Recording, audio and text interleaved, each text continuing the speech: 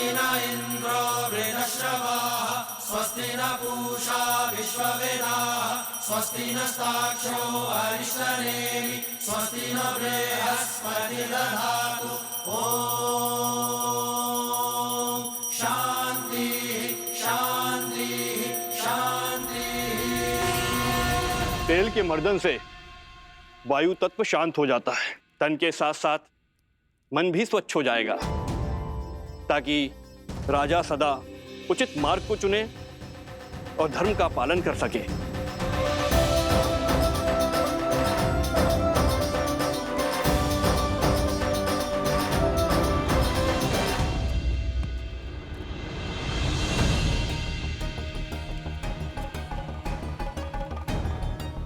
ये क्या हनुमान, आपका पग स्थिर क्यों नहीं? भैया, आप मुझसे पूछ रहे हैं? कारण तो आप ही हैं। मैंने क्या किया? भैया, आप तो भूल ही गए, जब मैं लक्ष्मण भैया के लिए संजीवनी बूटी का पर्वत उठाकर ले जा रहा था, आप ही का तो बाण लगा था मुझे। बस ऊपर आकाश से धरती पर धन से गिरा। भरत भैया, बड़ी विकट मोच आई थी मुझे इस पैर पे। परंतु उसके पश्चात तो आपने अपने बल और बुद्धि की पराकाष्ठा पार कर दी थी। पूरा का पूरा युद्ध लड़ा है आपने। उद्देश्य की पुकार में पीड़ा की चिंता कहाँ स्मरण रहती है लक्ष्मण भैया। आपके पग को भी तेल मर्दन करवाना पड़ेगा हनुमान।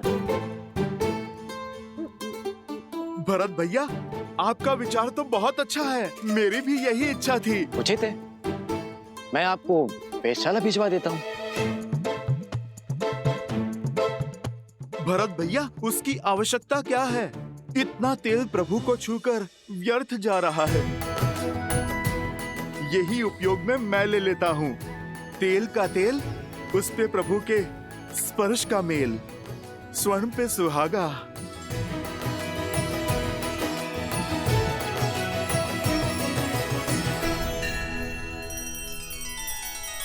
श्री रामचंद्र कृपालु भजु मन हरण भव भय दारुणम नव कंज लोचन कंज मुख कर कंज पद कंजारुणम। सिया राम, सिया राम, सिया राम, सिया राम, सिया राम, सिया राम।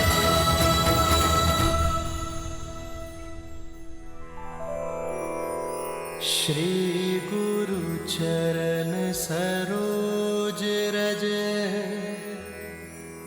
निज मनु मुकुरु सुधारी बरनउँ रघुबर बिमल जसु जो दायकु फल चारि। यही तेल प्रभु श्री राम को स्पर्श करके आया है, मेरे तन और मन को स्थिरता दे सकता है। समझ रहे हैं भरत भैया? सब समझ में आ रहा है लक्ष्मण। इनके पग की पीड़ा, इनके तन की अस्थिरता, सब बहाने हैं हनुमान के। सत्य तो ये है कि भैया के तन को स्पर्श करके आया हुआ तेल भी हनुमान के लिए प्रसाद है, पावन है। सच में हनुमान की भक्ति अनुपम है। पर ये तो कम है, अभी तो और अभिषेक होंगे। भैया को माटी भी लगाई जाएगी। क्या हनुमान वो भी अपने तन में मल लेंगे? कहीं यह विचित्र दृश्य ना प्रस्तुत हो जाए।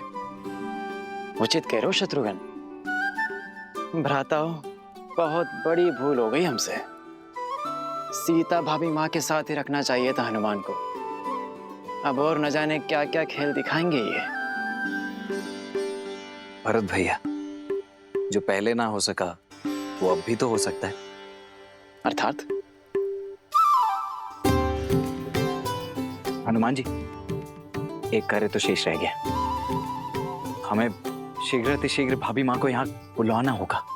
वो क्या है कि भैया के शीश पर जब अयोध्या का राजमुकुट सजेगा तो उन पर प्रथम पुष्प वृष्टि करने का अधिकार तो भाभी माँ को ही है ना। तो समस्या क्या है लक्ष्मण भैया? प्रभु के कार्य में कोई भी विघ्न नहीं आएगा। राम लखन सीता सहित हृदय बसहु सुरभि।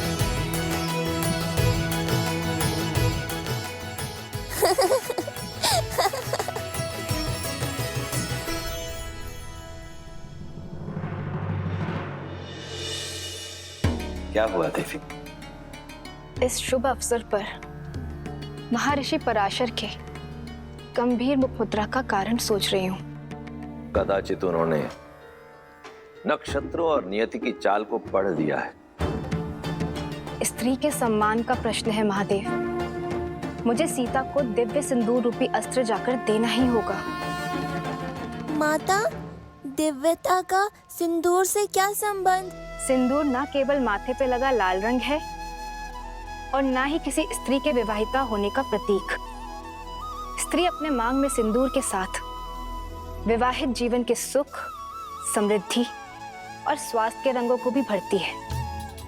सिंदूर एक ऐसी ढाल है जो सभी प्रकार की नकारात्मक ऊर्जाओं से पति और पत्नी के संबंधों की रक्षा करता है, भीतर और बाहर के सभी द्वंद्वों का अंत करता है।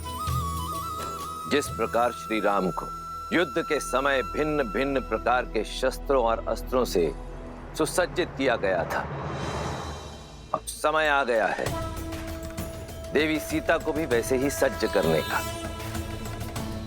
क्योंकि शीघ्र ही एक और असुरी शक्ति चुनौती देने वाली है। और इस बार युद्ध केवल श्री राम को ही नहीं, देवी सीता को भी लड़ना होगा। आप जाइए देवी, समय अत्यंत कम है।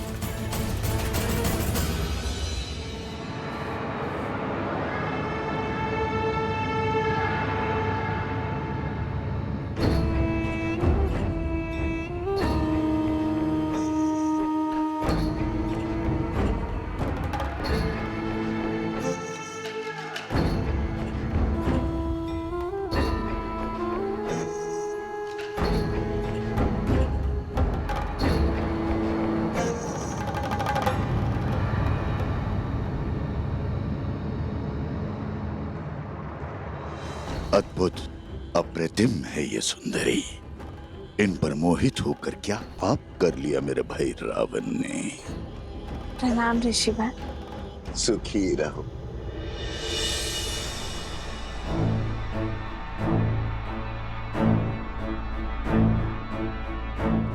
तुम्हारी सखिया कुछ विचलित लग रही है। हाँ ऋषिवर, इन्हें कुछ विचित्र स्वर सुनाई दे रहा है,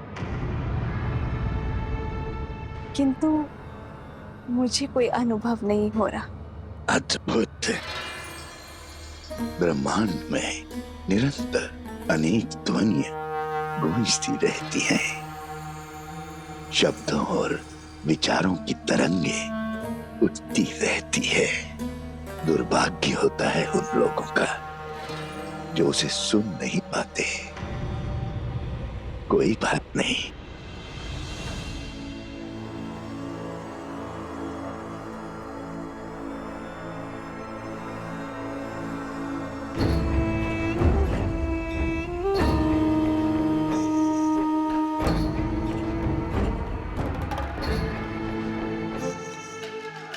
मेरे हाथों से प्रसाद खा लो, सब सुनाई देगा।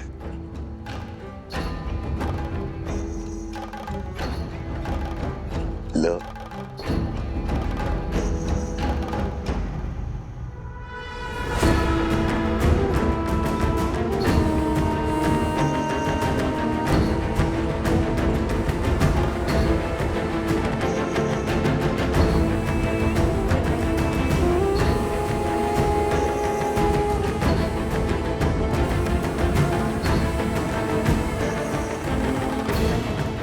प्रसाद लेकर उसे ग्रहण न करना उसका अपमान होता है देवी।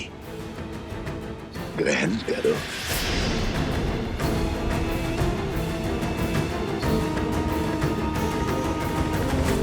क्या हुआ, कोई संदेह? संदेह नहीं, समर्पण है ऋषिवर।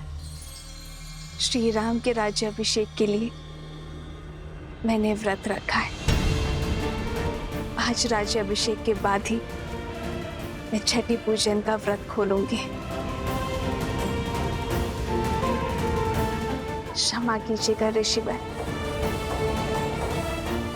किंतु मैं ये प्रसाद अभी ग्रहण नहीं कर पाऊंगी। प्रणाम।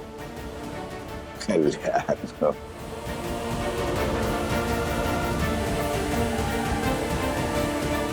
कल्याण हो।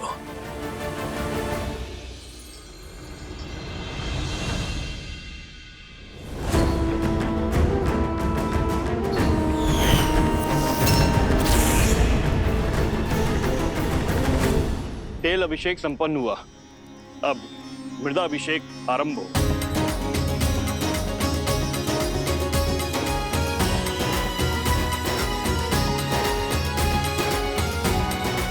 पर्वत पर देवताओं का वास होता है, इसीलिए पर्वत शिखर की माटी को राजा के मस्तिष्क पर लगाने से राजा की बुद्धि भी देवताओं की भांति तीव्र और दयालु होती है।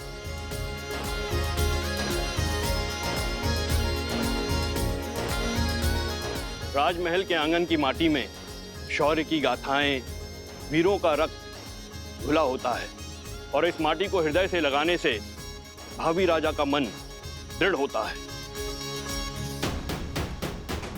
जिसके मस्तिष्क में दृढ़ता हो और हृदय में दया हो, वही राजा प्रजा की सेवा कर सकता है, उसे संतान की भांति पाल सकता है। जय श्री राम, जय श्री राम, जय श्री राम, जय। अच्छा हुआ लक्ष्मण, हनुमान को सीता भाभी माँ को लेने भेज दिया, अन्यथा हनुमान तो यहाँ माटी स्नान कर रहे होते अभी।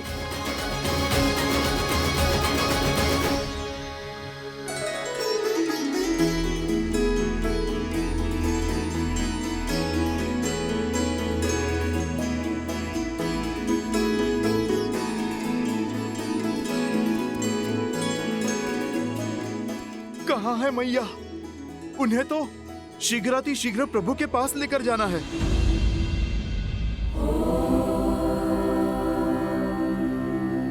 जगत पूजे जगत वंदे सर्वशक्ति स्वरूपिणी पार्वती देवी नमः।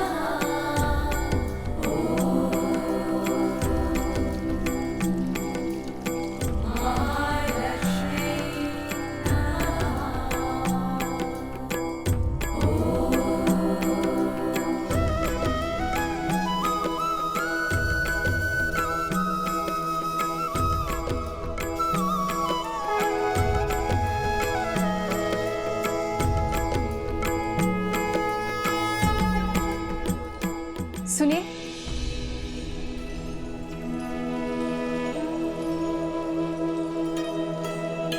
जी। ये आपके लिए है देवी।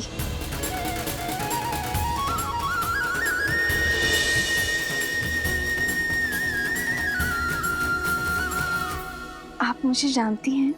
जिन देवी सीता ने स्त्री की पवित्रता और साहस को नई परिभाषा दी है, उन देवी सीता को कौन नहीं जानेगा। ये पवित्र सिंदूर है। श्री राम के राज्य अभिषेक होने के साथ अयोध्या का सोया हुआ सौभाग्य भी जागने वाला है। श्री राम के कंधों पर बड़ा भार आने को है, किंतु पत्नी के समर्थन के बिना पति के कर्म और धर्म की यात्रा अधूरी है। ये सिंदूर आपको सबल करेगा, अपने पति का संबल बनने के लिए भी और आने वाले कष्टों का सामना करने के लिए भी। धन्यवाद। पर आप गौरी माँ से आशीष मांगा था ना, तो समझो ये उन्होंने भेजा है।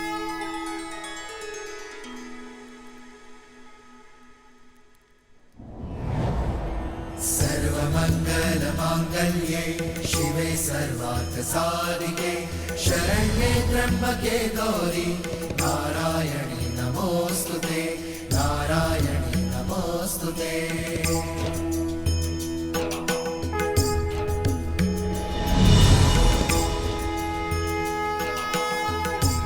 ये क्या माता, दान देने के दिन में आप दान ले रही हैं? ये दान नहीं, प्रसाद है हनुमान।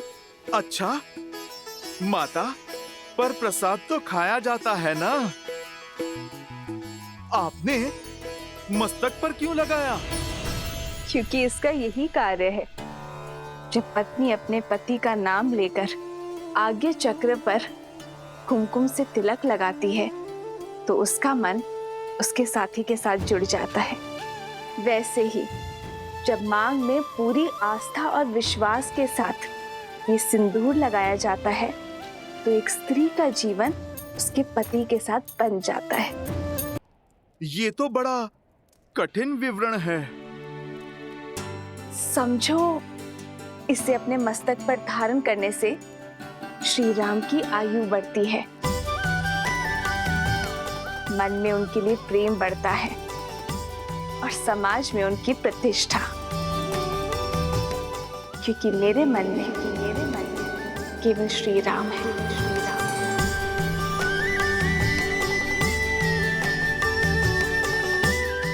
माता, आप मन मस्तक की बात करती हैं। इस भक्त के तो रोम रोम में प्रभु राम के लिए प्रार्थना उठती है माते।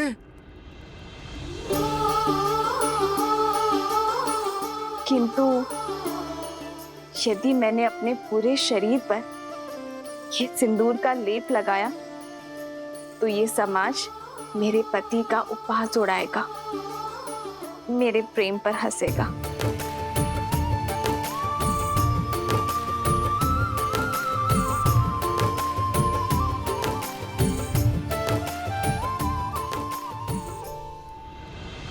पंचगव्य अर्थात गौ माता से प्राप्त 5 उत्पाद दुग्ध, दही, घी, गौमूत्र और गौमेह, इन 5 के स्नान से संपूर्ण देह शुद्ध हो जाती है और पृथ्वी तत्व भी शांत हो जाता है, क्योंकि गौ माता ही पृथ्वी का अन्य रूप है।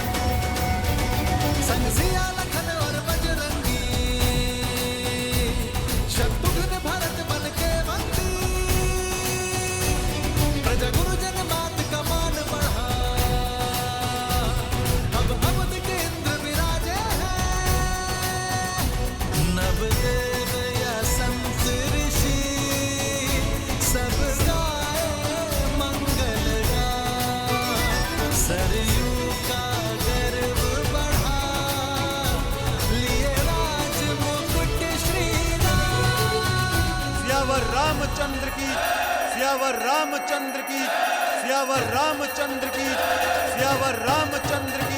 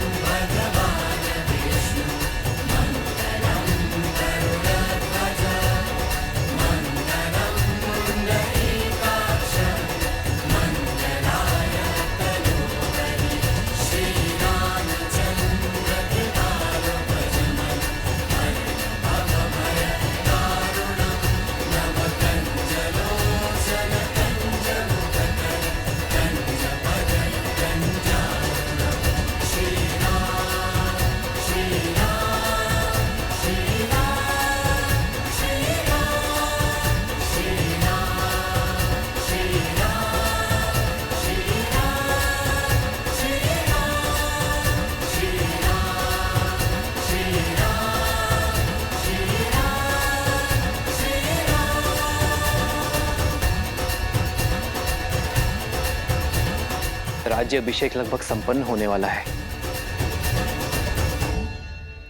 पर मेरा हनुमान नहीं दिखाई दे रहा। कहाँ है हनुमान?